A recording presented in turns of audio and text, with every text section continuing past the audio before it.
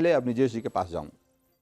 अवनिजेश, आज जो तस्वीरें हम बांग्लादेश में देख रहे हैं और उन तस्वीरों को देखकर हिंदुस्तान में जिस तरह की प्रतिक्रियाएं आ रही है, खास करके जो लिबरल खेमा है उसकी तरफ से, आपको लगता है कि हम इस देश में भी बहुत सारे लोग ऐसे हैं जो कि इस देश में भी इसी तरह की क्रांति, इसी तरह के तथाकथित आंदोलन को हवा देने की कोशिश कर रहे हैं?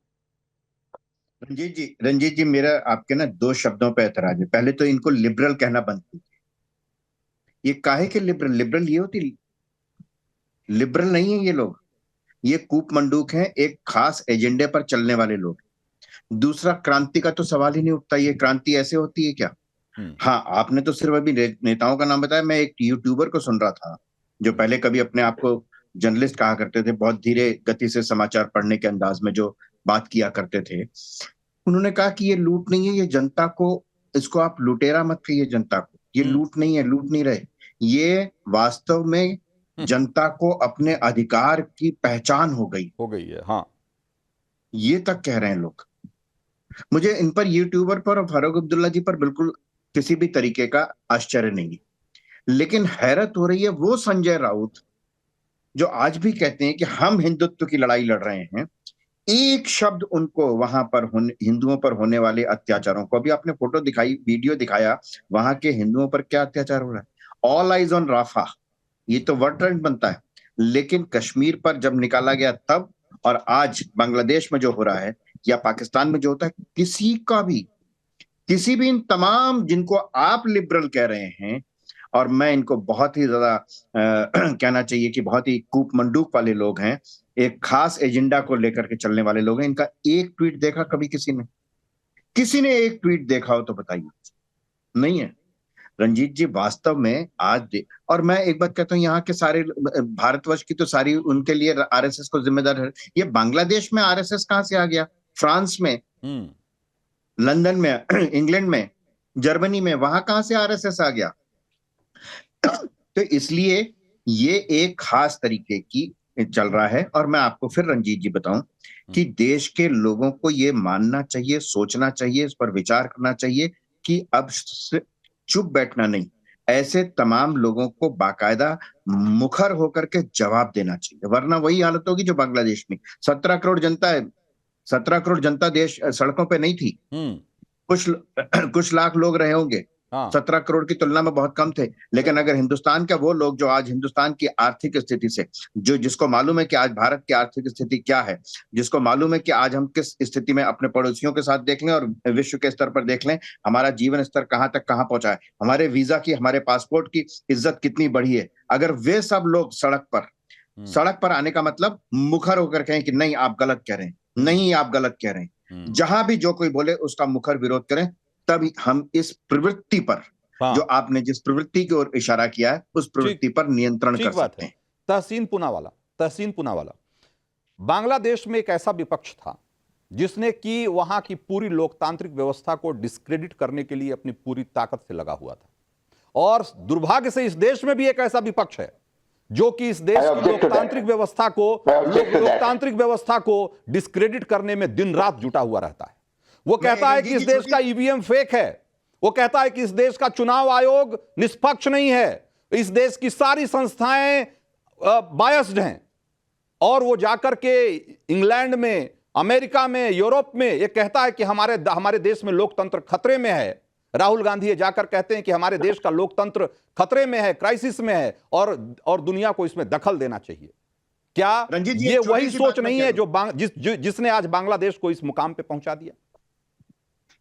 मैं 5 सेकंड तहसीन, मैं ममता बनर्जी की तारीफ करना चाहूंगा।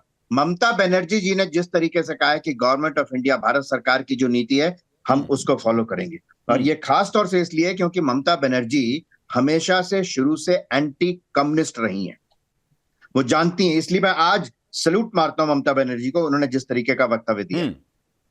तहसीन पूनावाला। रंजीत जी, मुझे लगा, जेन्युइनली लगा, और मैं भारत से गलती करा कि एक शो पे हम एक्चुअल में कोई बातचीत करेंगे एक बहुत इंपॉर्टेंट क्राइसिस को लेकर जो हमारे देश को इनगल्फ कर रहा है, लेकिन वही हो गया हिंदू मुसलमान, वही गलती मैंने दोबारा से कही, कोई बात नहीं। मेजर जनरल सिन्हा साहब, मैं आपका शुक्रिया अदा करना चाहता हूँ, आपको सैल्यूट करना चाहता हूँ। आप जैसे लोग हैं इसलिए हमारा देश सुरक्षित है, इसलिए आपके सर्विसेज के लिए सबसे पहले मैं आपको धन्यवाद अदा करना चाहता हूँ। 2 चीज मैं कहना चाहता हूँ। शेख हसीना चाहती थी एक विपक्ष मुक्त बांग्लादेश। विपक्ष पे उनके अगर आप टीवी चैनल्स और न्यूज चैनल्स देखें, वही होता था। रोज रात को विपक्ष को anti national, anti national, anti national कहा जाता था। जो लोग प्रोटेस्टर्स थे उनको कहा जाता था कि आप रजाकार हो, आप फॉरेनर्स हो, आपको फॉरेन फंडिंग मिली, आप देशद्रोही हो, और जो हुआ और इकोनॉमिक प्रोग्रेस की दुहाई दी जाती थी। ये पहली बार है और बहुत कम ऐसे मौके हुए जब भारत में विपक्ष, और मैं अग्निवेश जी से बिल्कुल इत्तेफाक रखता हूं, भारत में विपक्ष और सरकार आज एक पेज पे है। एजेंडा जिसको जो चलाना वो चलाए, मैं उसको गंभीरता से नहीं लेता हूं। अगर आप देखिए विपक्ष और सरकार एक पेज पे, और हमें सोचना चाहिए एज अ नेशन, मुल्क की तरह, कि क्या हो रहा है हमारी नेबरहुड में।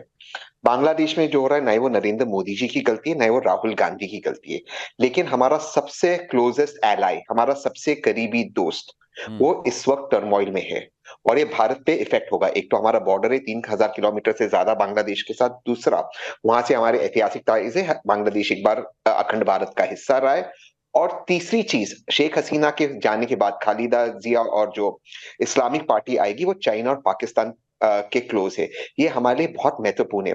पूरी सरकार, आप शायद संजय राउत का एक बेवकूफ वाला बयान दिखा दे, या फारूक अब्दुल्ला क्या भाजपा वालों का कोई एक बेवकूफ वाला बयान दिखा दे, पूरी सरकार और विपक्ष एक साथ है।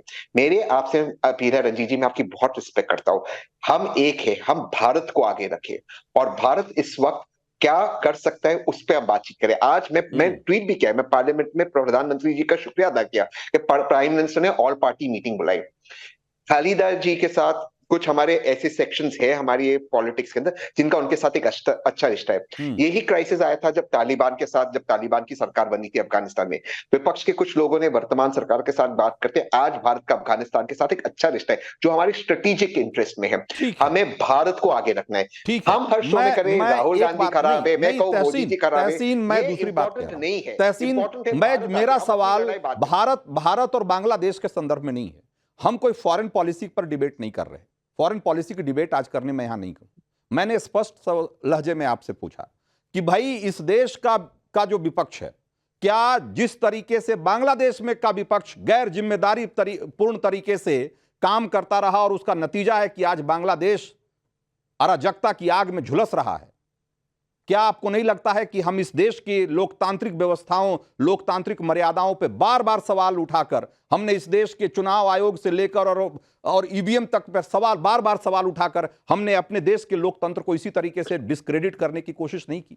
क्या हमने अपनी चुनी हुई सरकार को तानाशाह कह करके और बार बार इसी तरीके से उसको डिस्क्रेडिट करने की कोशिश नहीं की? मैंने सवाल ये किया था और मैं इस अपने सवाल पर अड़िग हूं, इसका जवाब देना चाहिए आपको। नहीं, विपक्ष का काम है हर चीज पर सवाल उठाना, और सरकार का काम है